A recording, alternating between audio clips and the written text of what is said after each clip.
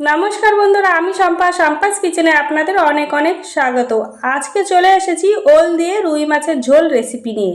এই ওল দিয়ে রুই মাছের ঝোল আমি কিভাবে তৈরি করি সেটাই আপনাদের সঙ্গে শেয়ার করব। চলুন দেখে নিই আমি এই রেসিপি কিভাবে তৈরি করছি। তার জন্য নিয়ে নিয়েছি এখানে 4 পিস আমি রুই মাছ নিয়ে নিয়েছি। মাছটাকে আগের থেকে ভালো করে ধুয়ে পরিষ্কার করে আমি নুন হলুদ মাখিয়ে রেখে দিয়েছিলাম।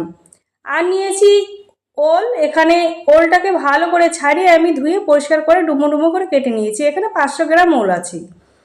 কড়াইটাও আগে থেকে বসিয়ে দিয়ে গরম হয়ে গেলে এবার দিয়ে দেবো সরষের তেল। যেহেতু বাঙালি রান্না তাই সরষের তেলই ব্যবহার করলাম। তেলটা দিয়ে একটু নাড়িয়ে নেব। তেলটা এখানে অবশ্যই একটু ভালো করে গরম করে নিতে হবে, নাহলে মাছটা নিচে লেগে যেতে পারে।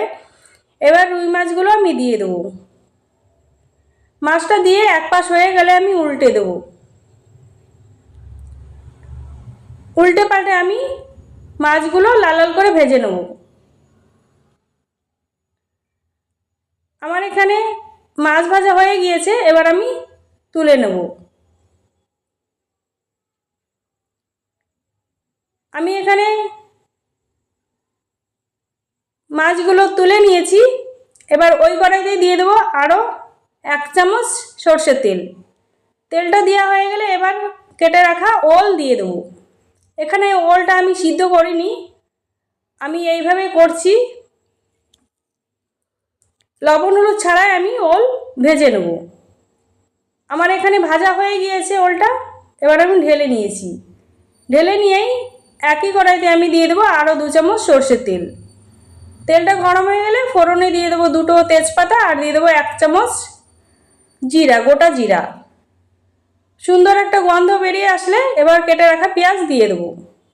এখানে মিডিয়াম সাইজের একটা পেঁয়াজ আছে। পেঁয়াজটাকে ভালো করে একটু ভেজে নেব। আমি এখানে পেঁয়াজটা ভেজে নিয়েছি। এবার দিয়ে দেবো 1 চামচ আদা রসুন বাটা। এই আদা রসুন বাটাটা দিয়ে কাঁচা গন্ধ ছেড়ে যাওয়া পর্যন্ত আমি এটাকে কষিয়ে নেব।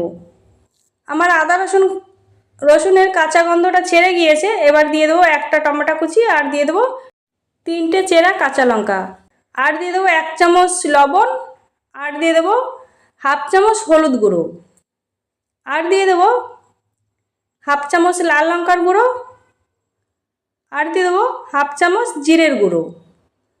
আর একটু জল দিয়ে মশলাটাকে ভালো করে কষিয়ে নেব। টমেটোটা একদম নরম হওয়া পর্যন্ত আমি কষিয়ে নেব। আমার এই রেসিপি যদি আপনাদের ভালো লেগে থাকে লাইক কমেন্ট শেয়ার সাবস্ক্রাইব করে আমার পাশে থাকবেন। আমার একদম মশলাটা কষানো হয়ে গেছে, সুন্দর করে তেল ছেড়ে দিয়েছে। এবার ভেজে রাখা ওল দিয়ে দেবো। ওলটা দিয়ে আবার ভালো করে একসঙ্গে সব কিছু আমি কষিয়ে নেব। আমি এখানে ভালো করে কষিয়ে নিয়েছি। এবার আমি দিয়ে দেব পরিমাণ মতন জল। আমি জলটা একটু ঝোলঝোল রাখবো তাই 2 বাটি জল দিলাম। আপনারা আপনাদের যে যেরকম পছন্দ করেন ঝোল সেই অনুসারে জলটা দেবেন। এবার একটু নাড়িয়ে নেব। ফুটে গিয়েছে। এবার ভেজে রাখা মাছ দিয়ে দেবো। মাছটা দেওয়া হয়ে গেলে একটু নাড়িয়ে নেব। নাড়িয়ে নিয়ে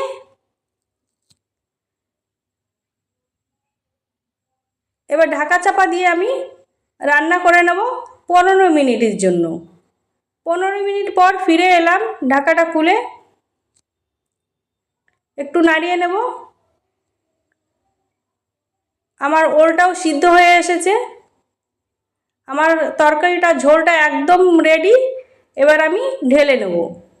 ঢেলে নিয়েই সার্ভ করে নেব ওল দিয়ে রুই মাছের ঝোল রেসিপি। একবার হলে বন্ধুরা বাড়িতে এইভাবে বানিয়ে খেয়ে দেখবেন, ছোট থেকে বড় সবাই খুব পছন্দ করবে। গরম গরম ভাতের সঙ্গে অসাধারণ লাগবে খেতে। আজকে তাহলে এই